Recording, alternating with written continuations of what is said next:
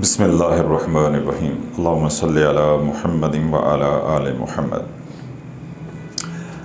अगला जो अमल है वो बुनियादी तौर पे औलाद की नाफरमानी का है, क्योंकि जब औलाद को हराम खिलाया जाएगा या वक्त पे उनको डांट डपटनी की जाएगी या जो तरबियत का वक्त है वो लाड प्यार में गुजार दिया जाएगा, फिर जब वो बड़े हो गए तो फिर हम क्या रोना रोते हैं कि औलाद नाफरमान हो जाती है। इससे पहले कि मैं अमल बताऊं, आज बल्कि क्लिनिक पे तीसरा या चौथा मरीज़ था, बच्चा था छोटा सा 4.5 साल का।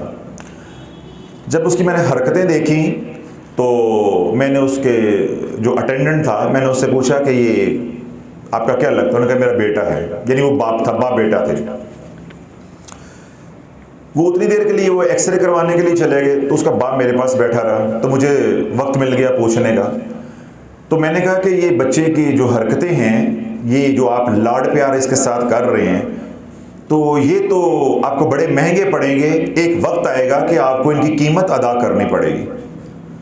औलाद होना अपनी जगह पे अल्हम्दुलिल्लाह, हम भी साहब औलाद हैं, मुझे तो अल्लाह ने लाखों के हिसाब से औलाद दी हुई है, तो ठीक है। जब प्यार की बात है प्यार की बात है, जो असूल की बात है तरबियत की बात है वो तरबियत की बात है। तो ये आपने क्या किया? अब अल्लाह उस बाप ने या उस साहब ने मुझे कहा कि ये 500 रुपये से रोज़ाना कम नहीं लेता। तवज्जो है उमर, कितने पैसे रोज़ाना लेता है? 500 रुपया। तो अल्लाह वालों, जो बच्चा 4.5 साल का है, जिसने स्वाय चॉकलेट टॉफियों के अलावा कुछ खाना नहीं है और अपने आप को बर्बाद कर रहे हैं, सूख के वो तीला हुआ है।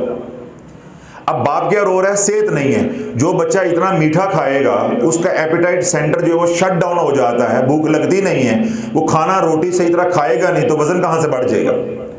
समझ आ गई? वो क्या होता है, 500 लिया, गली मोहल्ले में जो दुकानें होती हैं भाग के वहाँ गए और जहाँ के वहाँ टॉफियाँ ले ली हैं।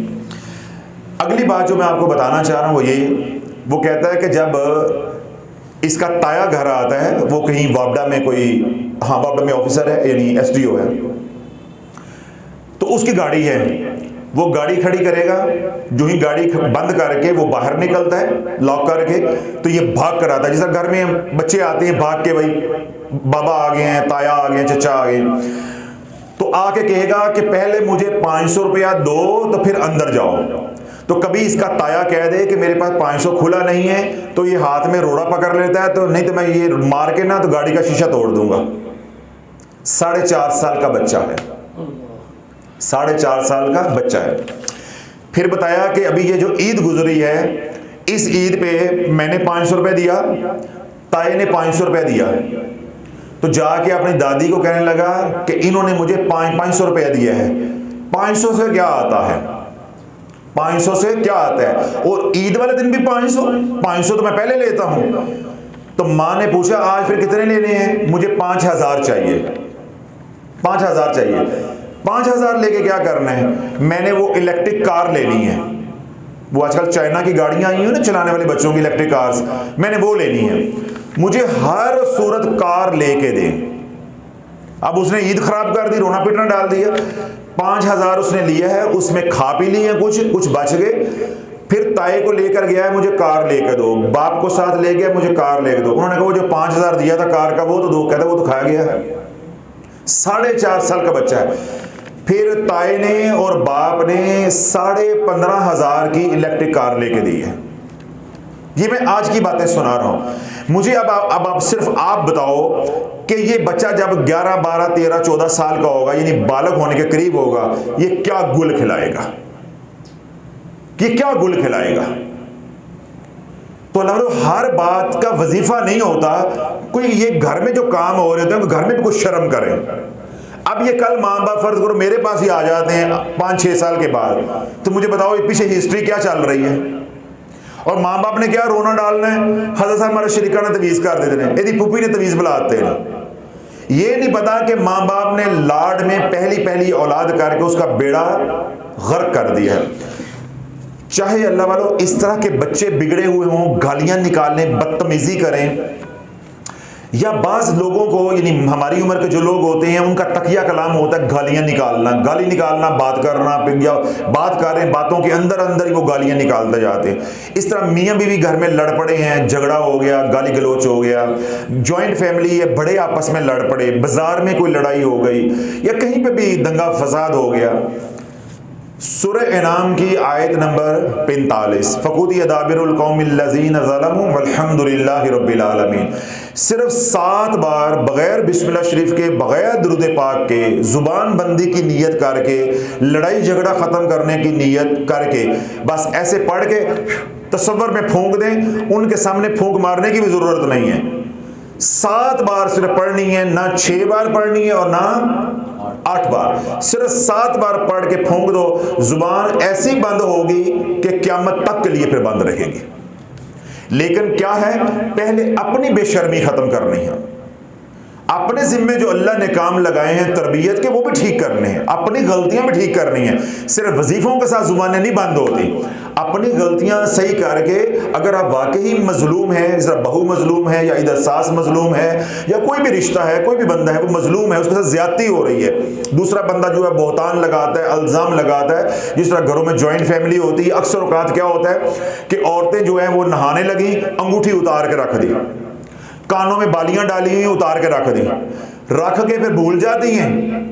वो मासियां घर में जो काम करने वाली होती हैं वो ले जाती हैं, बाद में एक दूसरे के ऊपर इल्जाम तराशियां, उससे घर टूट जाती हैं, मामला तलाकों तक चले जाते हैं। तो पहले अपनी हरकतें ठीक करें। ये नहीं है कि खुद जो है वो लापरवाही की, अब बहू की जो बालियां हैं या जेवर है, कोई भी ये चूड़ी है, कुछ चीज भी है, वो उठा के ले गई ये काम करने वाली मासी, तो इल्जाम किस पे लग गया? नंद का। अब नंद के ऊपर ये वजीफा पढ़ना शुरू कर दो, वो उल्टा वापस आएगा। नफे की बजाय क्या होगा? नुकसान होगा। और या कम से कम फिर नफा होगा ही नहीं। अगर नुकसान चलो नहीं होता तो नफा भी नहीं होगा।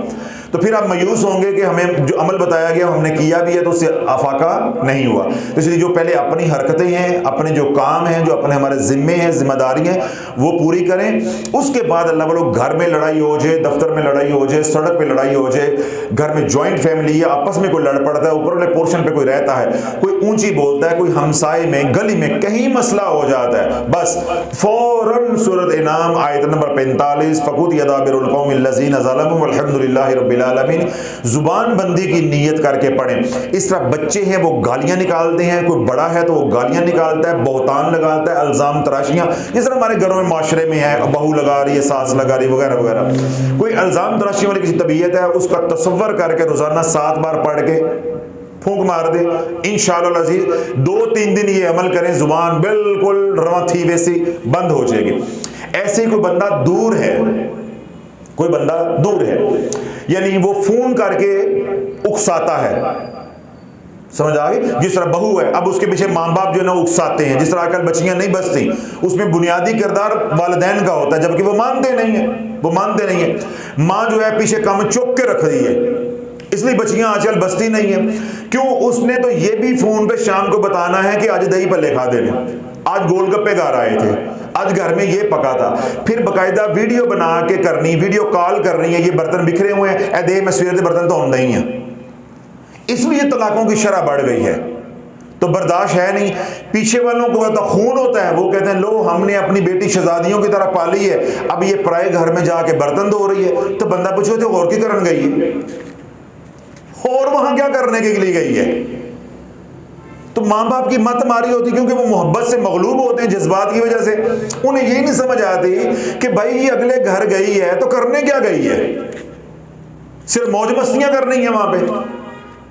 उसका घर है, उसने बर्तन भी धोने हैं, उसने कपड़े भी धोने हैं, वो घर के सारे जिम्मेदारियां उसने करनी है। तो ज़ाहिर बात है फिर वो माँ बाप होते हैं, वो जज्बाती होते हैं, फिर वो औलाद को भड़काते हैं, वो नौजवान होते हैं, तो क्या होता है घर टूट जाते हैं। तो कोई किसी घर में ये वाली फिल्म चल रही है तो सास चाहे कलकत्ते बैठी हुई है, आप यहीं पे उसका तसव्वुर करके 7 बार पढ़ कर रोजाना फूंक मारते रहेंगे, जुबान बंदी की नीयत से इंशाल्लाह जुबान बंद हो जाएगी और आपकी बहू के हक में भी ये खैर होगी कि उसका घर बच जाएगा। बात समझ आ गई?